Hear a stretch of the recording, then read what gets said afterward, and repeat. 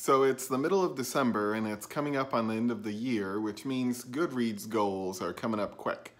I am trying to hit 52 books now after passing my goal of 36. I'm currently at 48. So I thought I would do a short little clip on books I might be reading by the end of the year, kind of just to make sure I hit 52, but also, I mean, I do already own them, so I do need to read them anyway. So it's not like I'm really cheating, I'm just like a little cheating.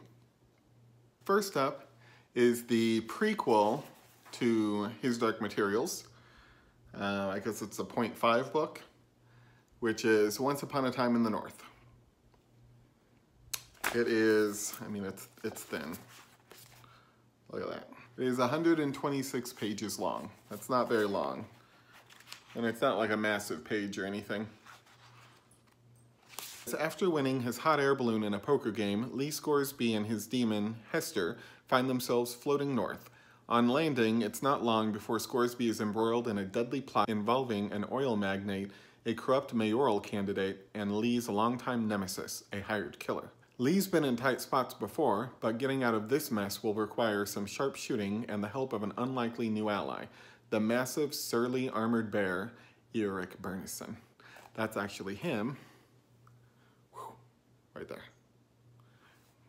Or at least that's what I call him. And then I guess a 3.5 book, Lyra's Oxford. This comes between the Amber Spyglass and the Book of Dust, which is right here. Whoop. And that's Secret of the Commonwealth. And then here, where you can't see, is His Dark Materials and the graphic novel. It is even shorter. These little books have a lot of like extra stuff at the end. There's a postcard in here. Or like a picture of a postcard. See? Oxford, England. This one is only 49 pages long. So I'll probably be reading this one. When a witch's demon crashes onto the roof of Jordan College, Lyra and her demon, Pan, are eager to help. But as this unlikely trio scours the winding streets of Oxford in search of a famed alchemist, their journey takes a deadly turn. Another short book I've got is a book of quotes from witty women. It's called She Said, Witty Words from Wise Women, compiled by Dominique Enright, or Enright, I don't know. But it's just quotes from apparently witty women. Virginia Woolf's writing is no more than glamorous knitting. I believe she must have a pattern somewhere. Edith Sitwell, 1887 to 1964. And then one from Virginia Woolf. One of the signs of passing youth is the birth of a sense of fellowship with other human beings as we take our place among them. Virginia Woolf, 1882 to 1941. This book is a total of 176 pages long, with the pages consisting of quotes. So that might make it on the list too. Though kind of flipping through this, I don't really see a whole lot of them that I'm really liking. Like I spent a good while flipping through here trying to find some that were decent enough to put on YouTube. Another one that I have still never read, even though I had attempted to read it when it first came to the US, is Harry Potter. I have the Ravenclaw edition. It isn't really necessarily a short book. It's one of the shorter Harry Potter books from looking at them on shelves. It looks like it is 332 pages long.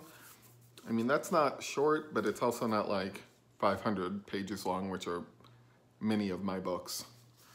And I do need to read it, and I told Mafalda that I was going to read it between Christmas and January 1st. Maybe in January. Okay, another book that I've got that's fairly short without being crazy short is The Land of Yesterday by K.A. Reynolds. After Cecilia Dahl's little brother Celadon dies tragically, his soul goes where all souls go, the land of yesterday, and Cecilia is left behind in a fractured world without him. Her beloved house's spirit is crumbling beyond repair. Her father is imprisoned by sorrow, and worst of all, her grief-stricken mother abandons the land of the living to follow Celadon into yesterday.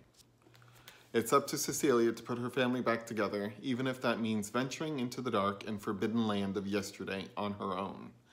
But as Cecilia braves a hot air balloon commanded by two gnomes, a sea of daisies and the planet of nightmares, it's clear that even if she finds her family, she might not be able to save them. And if she's not careful, she might just become a lost soul herself, trapped forever in yesterday.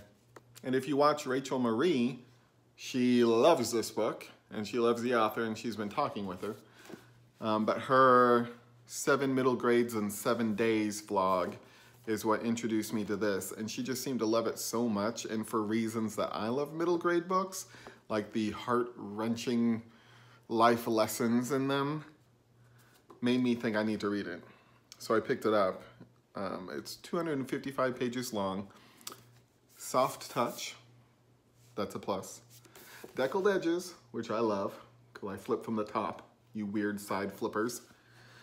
And I noticed just a little while ago that, I mean, I don't know if you'll be able to really tell, but that's not black ink.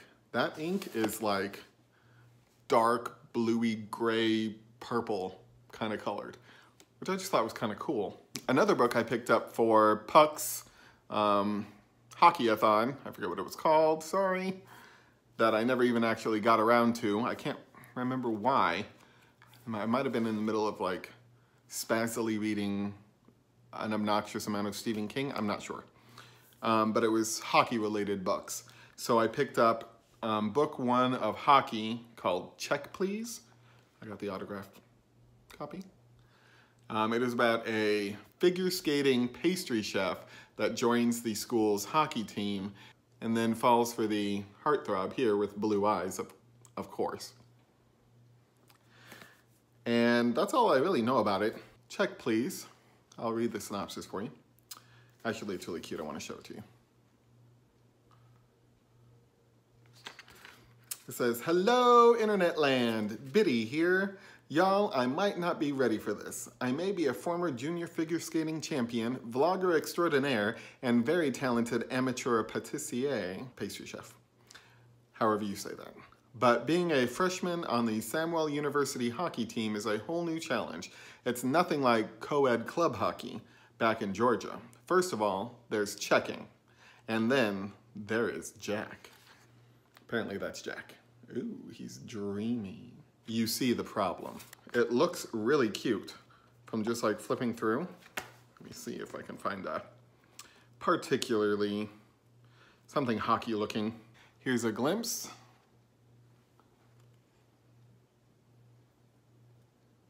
Simple, but I like the artwork. And also kind of neat, if I ever write a book, I want to do something similar to this. Maybe not a drawing, but write something more than just a name. He wrote his name and drew the main character, which I thought was kind of neat. Oh my God, okay, so I was trying to find how many pages were in this book, and I was flipping through, and I'm like, what is all this stuff in the back? It looks like tweets. And then I flipped to the beginning of that section, and it's called Tweets. And it's literally like screen grabs of the main character's Twitter. Okay, that's kind of cute. But it is 240 pages without that, and oh gosh, I don't know. I mean, that's a decent chunk. That's 240. However many this is, unnumbered. It's a decent chunk. Say like another 30 pages or something of tweets with pictures and stuff in it. It's kind of cute. Okay, another one that I've got that's very short, 95 pages, is Franz Kafka's Metamorphosis. Now, I think this is about some guy that turns into a bug or something. I don't really know anything about it. Metamorphosis tells the tale of Gregor Samsa, a young salesman who wakes up one day to find he has turned into a kind of a giant bug. Samsa has been a model of virtue for years, single-handedly supporting his parents and young sister. Suddenly he finds himself an outcast in his own home, facing a world in which he no longer has a place. Simultaneously harrowing and humorous, Metamorphosis is a strange, subtle, and moving novella that everyone should read. See, it's basically telling me I have to read this one by January. I got it because it was Metamorphosis, and it's like a bougie classic thing that I would have thought would have been massive and intimidating, but it's under 100 pages. So I picked it up. It's also kind of got a neat cover. Those are little bugs. I guess he turns into one of those bugs. But I mean, that's short. And then I can say I've read some Kafka. And then maybe the CodeX Cantina guys will think I'm smart. And the last book on my potential short reads that I have is The Handmaid's Tale. But I can't tell how many pages there are because there are no page numbers anywhere. But here is a sample of the artwork. This is actually what made me pick it up. You pick it up and you start flipping, this is one of the first flips, and it was just like red. And this was right after I saw like the first episode or two. I got to this scene, which I think is like not in the order that it was on the show, because I remember it being really early. But they're basically beating up somebody that harmed one of the handmaids. And it was just like red. It was just red everywhere. And I thought it was startling and beautiful to look at. Flipping through it, it does like a pretty good job of primary color use. But I like the artwork in it. I like the color. I liked that it almost felt watercolory. And I always love that. And I wanted to read it, but I didn't want to read like the normal book. And I don't read a lot of graphic novels. So this will be another graphic novel for me to read. Oh, that was a cool page. I was gonna show you this page that I had flipped past, and then when I got back to it, I realized I cannot put this on YouTube. But it's like a Great Gatsby party looking kind of scene.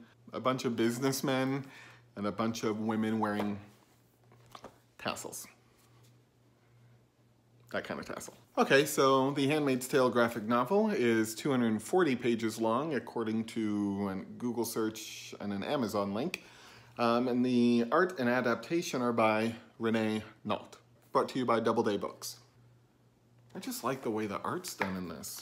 The tile in this bathroom, this wallpaper in this other bathroom. There's a lot of bathroom scenes apparently. Oh, I can't show that. I cannot show that.